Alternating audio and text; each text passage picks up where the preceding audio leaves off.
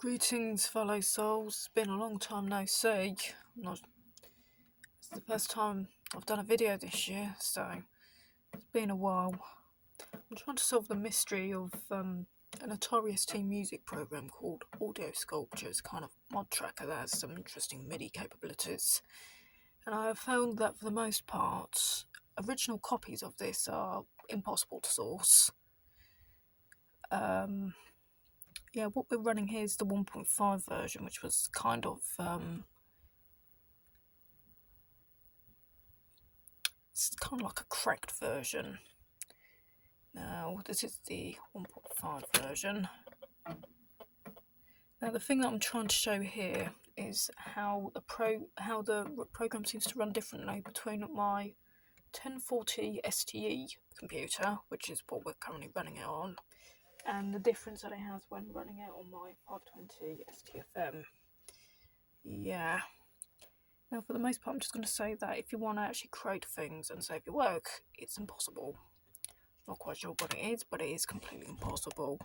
Right, we're just going to bring the camera a bit more to the forefront. Just the contrast. Lock it. There we go. Right, okay, so you can see we have my mouse pointer here, moving about in circles. Okay, now I found that it is possible to load things, but if you're trying to save things, it just crashes. Right, we can see that the cursor here is pointed like an arrow shape, as you might expect. Now if we try and load a module, load a song, whatever, load something, it will load, yes. Okay.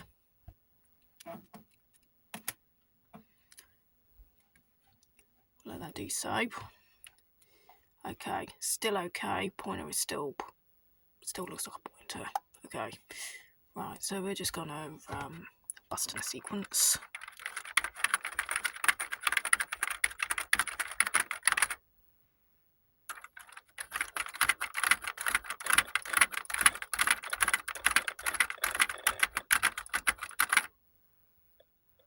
Okay, I'll play that.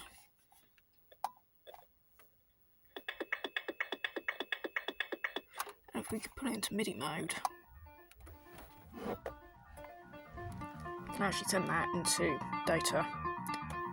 So you probably have an understanding as to why I would want to use this. Okay.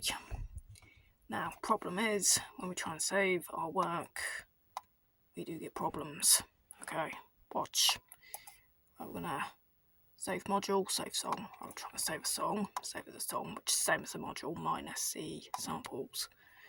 Okay, we're gonna give it a name.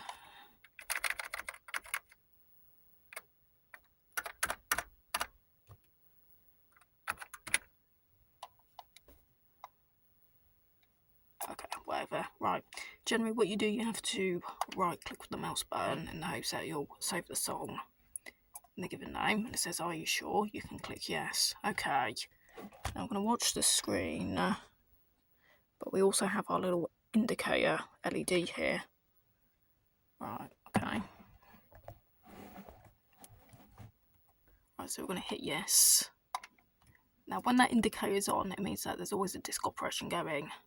Now, you can see the cursor has turned into a targeted circle. Okay. Okay, you'll find that the disk should stop spinning.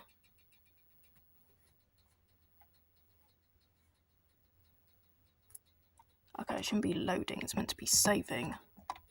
What are you doing?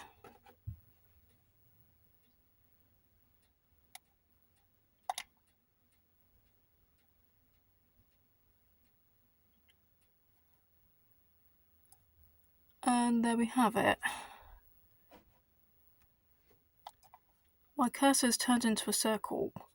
It's permanently turned into a circle. And I can't click on anything. See? It's crashed the system. I can't exit. Pressing none of the keys is not going to do anything. So you can see here, my mouse keeps moving, but I can't do anything. Okay, so next up we can try loading an earlier version of Audiosculpture, which doesn't go through that crack trove. This is actually a version of the program that's possible to be launched from GEM, the Atari ST's default file manager. Okay, so we can just load the program like that. This is Audiosculpture version 1.1 or 1.4. I don't know, it's one of them. Might be 1.1, I don't care, but either way it's definitely not 1.5. Okay, and try and do the same thing again. I'm just going to take the disc out, find something that's got content on it. And yeah, I have checked a lot of these discs and it seems that most of them are actually quite okay for their age. Okay, auto disclaimer help.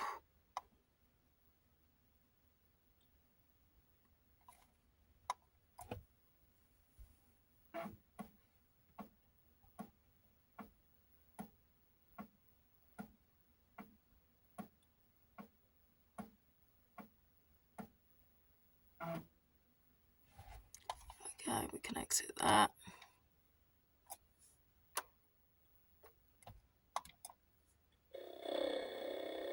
And we can play a tune just like that.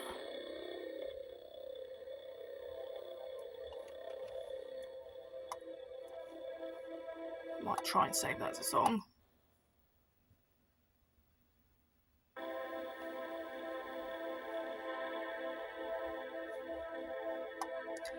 So we're going to try and get that a name.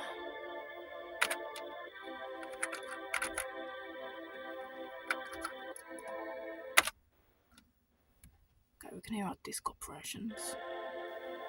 Go. So then we can right click to actually save it. Are you sure? Okay, save, save, save. So again, we can hear our disk operations. Our LED's on.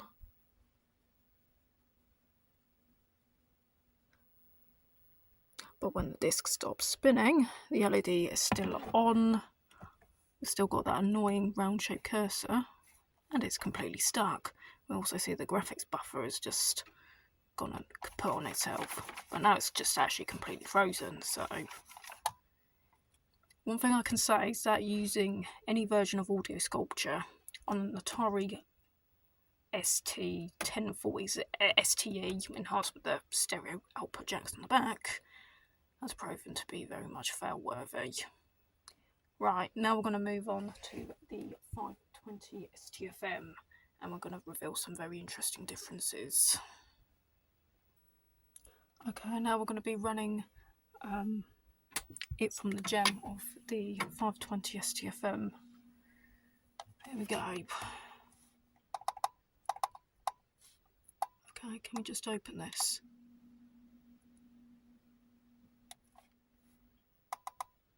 Thank you.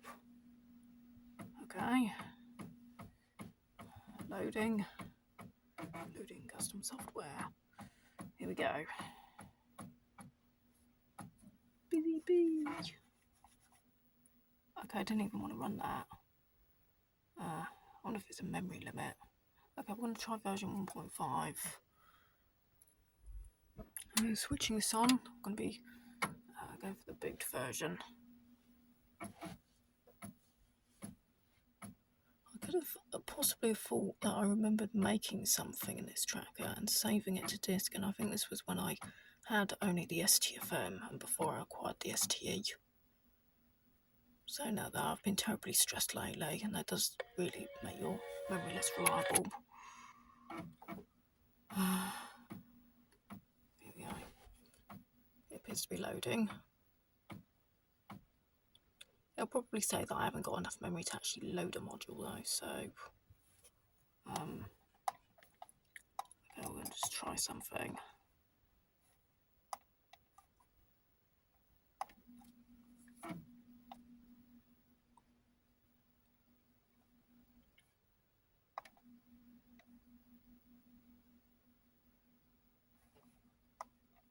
Just load this. Right, out of memory. Okay. Right, we're just going to have to create something instead. Can we load a sample?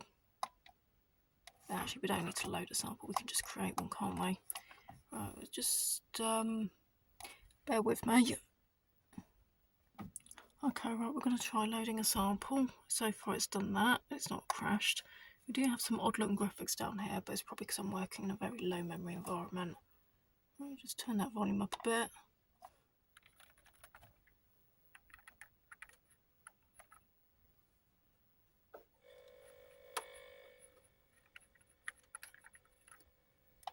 Okay, so I've got no idea what's actually just happened to the screen there, so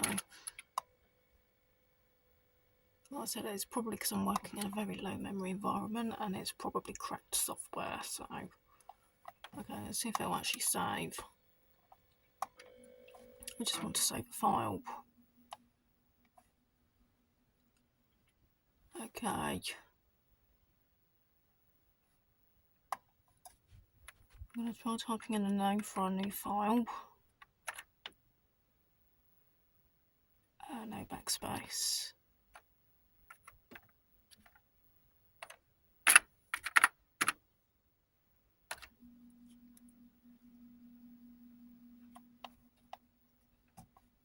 Okay, now we're going to right click, save song.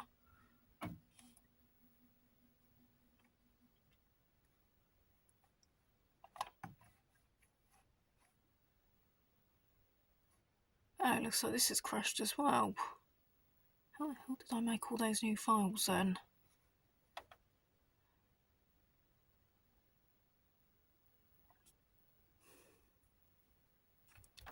Was it simply because I had a higher memory environment to work in